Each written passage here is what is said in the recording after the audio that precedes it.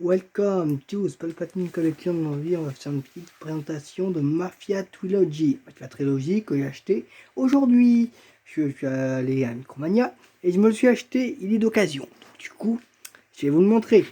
Alors, si vous demandez pourquoi j'ai pris la version trilogie et pas la version définitive édition normale, c'est pour quelques raisons que je vais vous expliquer. Alors, un peu dur à enlever, certes, mais avec des DLC. C'est la raison pour laquelle j'ai acheté ça, les DLC. Là, on a le DLC Black Cat Club, Motocyclette Club. Voilà. Made Man Black. Et le Classico Outfit. Un jeu très intéressant. Des DLC vraiment très cool. Je crois que ce DLC Classico, il a qu'une tenue et un flingue, je crois. Mais les deux autres, c'est moto, voiture. Donc du coup, peut-être qu'il y aura peut-être des trucs intéressants dedans. Et du coup, si vous demandez, c'est marqué trilogie. Donc vu que c'est trilogie, on peut avoir les trois jeux. Mafia 1 qui se passe en 1930. Deuxième qui se passe en 1940-50. Et le troisième qui se passe en 68. Alors, c'est des jeux intéressants. Ils sont en français, je crois. Je n'ai pas demandé au vendeur. Mais bon, en français, anglais, moi honnêtement, je m'en fiche un tout petit peu. Voilà, Mafia Trilogy, c'est vraiment une saga Mafia que j'ai vraiment adoré. Moi, j'ai déjà joué aux deux sur PS3 il y a des années.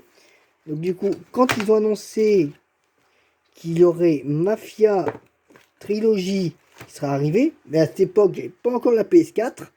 Du coup, j'ai dû patienter quelques années avant de pouvoir me payer.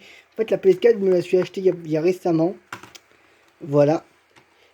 Mafia Definitive Edition, il est pas là, il est déjà dans la PS4, vu que j'ai envie de le tester avant. Et bien sûr, il y a le 2 et le 3. Ces jeux-là, vraiment, c'est Mafia, c'est une saga que je porte dans mon cœur de gamer. Cette saga, c'est de la bombe, vraiment. Thomas Burke. Celui avec son petit borsalino, là, c'est Vito. Enfin, en plus âgé, bien sûr. Vito en plus âgé. Voilà, après je crois qu'il y a aussi une femme qui est aussi dans l'équipe. Cassandra, je crois, un truc comme ça. Vito, ben, dans ses jeunes années, dans les années 40-50, et Tommy Angelo dans les années 30. Voilà. C'est vraiment une saga qui me porte vraiment dans mon cœur, que j'adore. C'est vraiment une saga que j'adore. C'est une de mes sagas préférées, quoi. J'adore vraiment Mafia, quoi. Le côté rétro, vintage à l'ancienne, années 30, 40, 50. Du temps, du, du temps où les gens pouvaient faire ce qu'ils voulaient sans être embêtés par la police. Ou des trucs comme ça.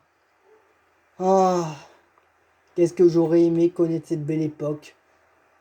Je suis même sûr qu'à cette époque-là, on devait surtout bien être tranquille. Parce qu'il n'y avait pas vraiment de gros problèmes, honnêtement.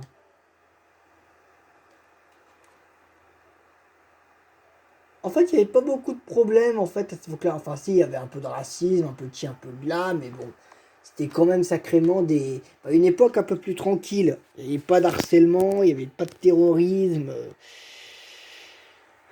C'était une époque un peu plus tranquille. Enfin, 40, je dis pas. 40, c'était à une guerre mondiale. Ok. L'année 30, 60, enfin 60, il y avait le KKK, le Ku Klux Klan, le racisme envers les Noirs et tout et tout. Mais bon, pour moi, les années 30, c'était une époque géniale, quoi. 50 aussi, et 60 aussi. C'était des époques que moi, j'aurais trop aimé connaître. Voilà, c'était Palpatine Collection, The Force, The Wave You Always. Abonnez-vous, activez la cloche, et continuez à regarder mes vidéos.